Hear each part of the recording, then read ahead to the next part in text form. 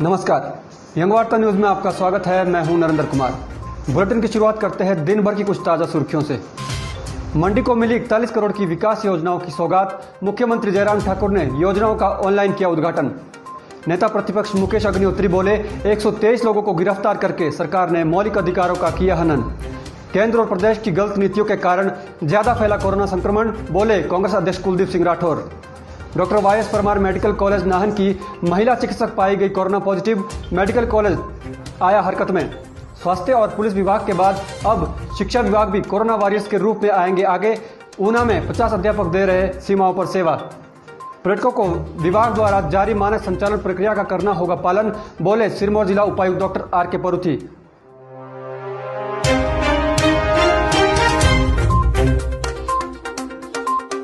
अब समाचार विस्तार से। मुख्यमंत्री जयराम ठाकुर ने मंडी के सुंदरनगर को आज करोड़ों रुपए की विकास योजनाओं की सौगात दी। मुख्यमंत्री ने सुंदरनगर क्षेत्र के विकास के लिए 41 करोड़ रुपए की विकास राशि दी। मुख्यमंत्री ने विकास के लिए विभिन्न परियोजनाओं के उद्घाटन शिमला से ही ऑनलाइन किए। इस मौके पर जल शक्ति मंत्री और विधायक राकेश जम्वाल सामुदायिक भवन सुंदरनगर में मौजूद रहे। मुख्यमंत्री जयराम ठाकुर ने सुंदरनगर शहर के लिए 22.5 करोड़ रुपए की लागत से उठाऊ पेयजल योजना की नींव पत्र भी रखी। इसके साथ ही 3 करोड़ से अधिक राशि से हुए सुधार एवं विस्तार कार्य के उपरांत तैयार उठाऊ जल परियोजना कलौड़ को भी लोगों को समर्पित किया। मेरे से भी कहते थे और आज हम उस तरफ आगे बढ़े हैं। जैसे इन्होंने कहा कि केवल मात्र हम नींव पत्थर रखने पे विश्वास नहीं करते हैं। मेरी बच्ची, छोटी सी बच्ची पीछे बीमार हुई, तो मैं यहाँ से जब जा रहा था तो मैं देख रहा था कि काम युद्ध सर पे चला हुआ है।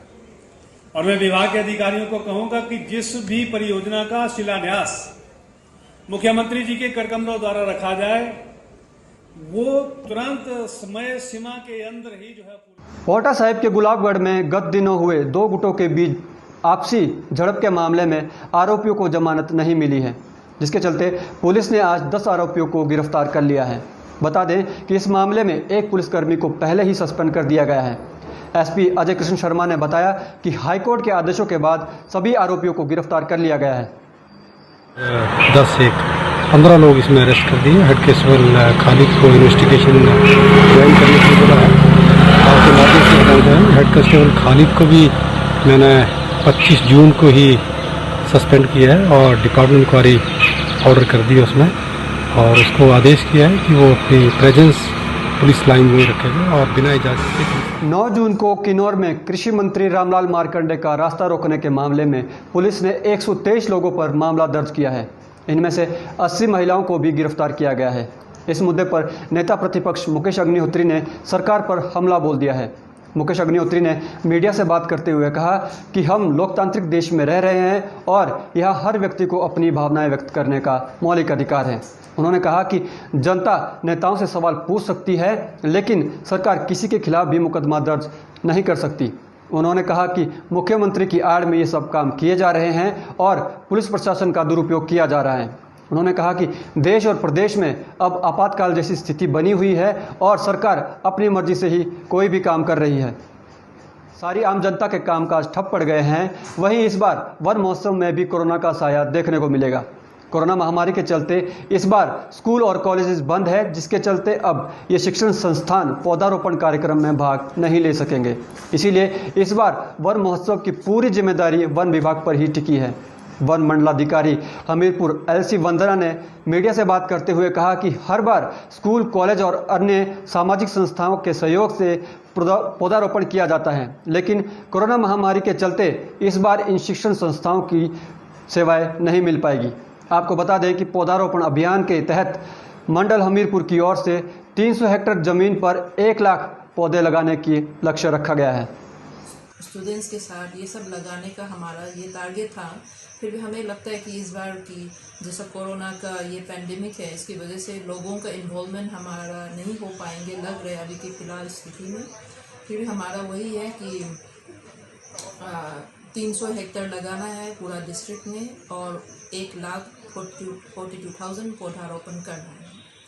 दिव्य हिमाचल टीवी के लिए हमीरपुर से सुरेंद्र ठाकुर के साथ सुमित कुमार की रिपोर्ट।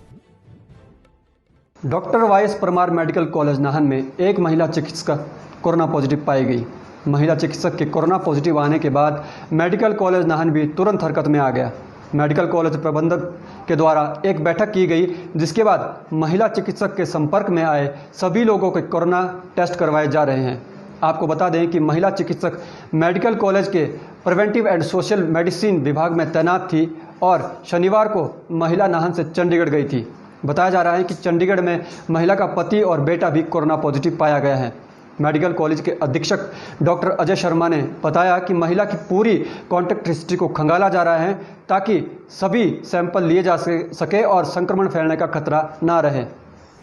6 जून doctor YS Parmar medical college की एक चिकित्सक जिनका कोविड टेस्ट चंडीगढ़ में किया गया था, उनकी रिपोर्ट पॉजिटिव आने पर यहाँ पे हमने लाइन लिस्टिंग की है अपने हॉस्पिटल में कि वो किन किन के संपर्क में थे और उसके हिसाब से हम उन लोगों के टेस्ट करवा रहे हैं यहाँ पे। और जो डॉक्टर साहब थे, उनके हस्बैंड भी जो चंडीगढ़ में डॉक्टर कार्यरत हैं, वो पॉजिटिव आए थे, तो इसलिए उनका पॉजिटिव आया। लेकिन यहाँ अब वक्त एक छोटे से ब्रेक के बाद देखिए, फौजी बेटे ने अपने पिता का शव सऊदी अरब से वापस लाने के लिए सरकार से की मांग।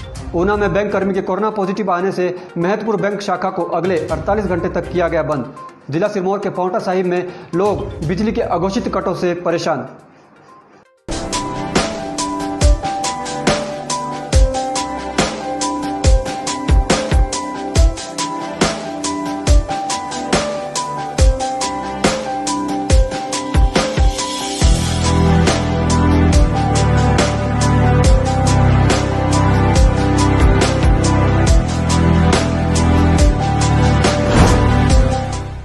भूषण ज्वेलर्स, अनमोल रिश्तों के लिए।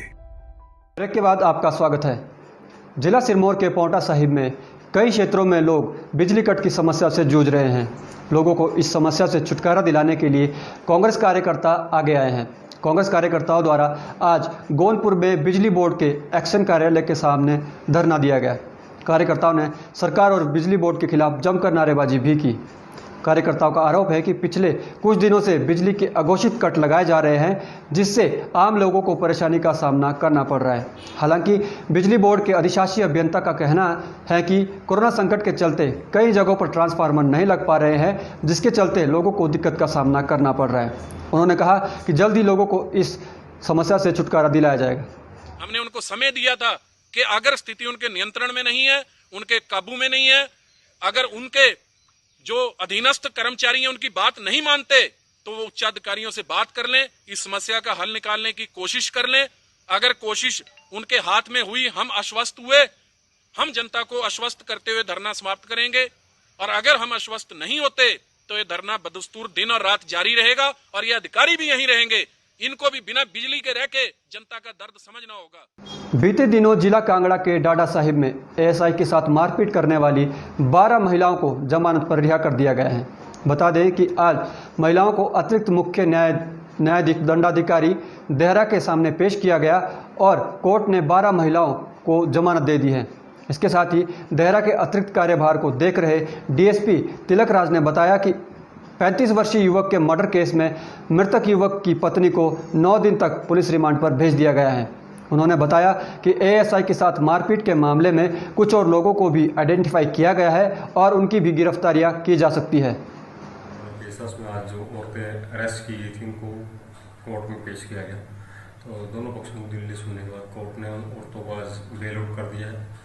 और इसके अलावा अभी भी इस केस में कुछ एक लोगों की और गिरफ्तारी शेष है, वो हम करेंगे थोड़ी देर में। जैसे वो भी आएंगे या उनके पास गिरफ्तार करेंगे, अगली कार्रवाई उन्होंने लगाएगी। पहले केस में औरत को अभी पुलिस रिमांड में 9 तारीख को कोर्ट में उसको पेश किया जाएगा। ऊना जिला के चिंतपूर्णी जंगल में एक मृत तेंदुए के मिलने से वन विभाग के हाथ पांव फूल गए। जानकारी के मुताबिक वन विभाग को सूचना मिली कि चिंतापूर्णी के जंगल में एक तेंदुआ पड़ा है। उसके बाद वन विभाग की टीम मौके पर पहुंची। जब टीम ने तेंदुए को देखा तो तेंदुआ मृत पाया गया। वन विभाग के द्वारा तेंदुए के शव को कब्जे में लिया गया और पोस्टमार्टम करवाने के लिए भेजा गया। तेंदुए के मरने के कारणों का पता पोस्टमार्टम रिपोर्ट आने के बाद ही चल पाएगा। गौर हो कि कुछ दिनों से चिंतापूर्णी में लोग इस तेंदुए के खौफ से डरे हुए हैं। अगर केंद्र के द्वारा समय खराब नहीं किया जाता तो आज भारत में कोरोना का इतना संक्रमण नहीं फैलता। ये बात प्रदेश कांग्रेस अध्यक्ष कुलदीप राठौर ने शिमला में आयोजित एक प्रेस वार्ता में कही। उन्होंने केंद्र और प्रदेश सरकार पर तीखे सियासी तीर छोड़ते हुए कहा कि केंद्र सरकार नमस्ते ट्रंप कार्यक्रम में व्यस्त रही और इसके बाद अचानक से लॉकडाउन कर दिया, जबकि कोरोना से बचने के लिए लॉकडाउन पहले ही लगाया जाना चाहिए था। उन्होंने कहा कि प्रदेश सरकार के द्वारा बाहरी राज्यों से लोगों को उस दौरान लाया गया जब हिमाचल कोरोना मुक्त होने वाला था। सरकार की इन्हीं गलत नीतियों के कारण देश और प्रदेश में कोरोना संकट बढ़ा है।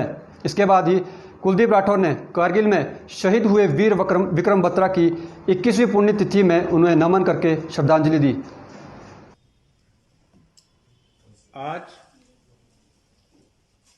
जिस तरह से देश और प्रदेश में परिस्थिति चल रही है, कोरोना महामारी दिन प्रतिदिन अपने कदम पसारती जा रही है। देश में लगभग 7 लाख से ज़्यादा लोग। ऊना जिला में एक बैंक कर्मी के कोरोना पॉजिटिव आने के बाद एसबीआई की 2 शाखाओं को बंद कर दिया गया है। इसके साथ ही महतपुर शाखा को अगले 48 घंटों तक बंद रखने के आदेश दिए गए हैं और 15 बैंक कर्मचारियों को भी होम आइसोलेशन में रखने के आदेश दिए गए हैं। कोरोना पॉजिटिव के संपर्क में आने से एसबीआई टहलीवाल की मैनेजर को भी होम क्वारंटीन पर भेज दिया गया है। कोरोना पॉजिटिव आया बैंक कर्मी महतपुर शाखा में बतौर अकाउंटेंट तैनात था, जिसके चलते अब बैंक को भी सैनिटाइज किया जा रहा है और इसके साथ उन सभी लोगों की सूची भी तैयार की जा रही है जो संक्रमित के संपर्क में आए थे। कोरोना पॉजिटिव बैंक कर्मी को कोविड-19 केयर सेंटर शिफ्ट कर दिया गया है। लेकिन अभी तक इंडिया गवर्नमेंट की तरफ से कोई भी ये नहीं किया गया है, कोई भी कार्रवाई नहीं की गई है। तो मेरी इंडियन गवर्नमेंट से ये दरख्वास्त है कि उनकी डेड बॉडी को इंडिया भेजा जाए या तो फिर उनका हिंदू रीति रिवाज के साथ वहाँ पर दाह संस्कार किया जाए। यहाँ एक ज्ञापन देने आए थे डीसी महोदय जी को, और डीसी महोदय कहीं किसी काम से सुंदरनगर गए हैं, तो हमने ये ज्ञापन। यंग वार्ता न्यूज़ में आज के लिए बस इतना ही। देश प्रदेश की तमाम ताज़ा जानकारियों के लिए आप जुड़े रहिए यंग वार्ता न्यूज़ के साथ। धन्यवाद।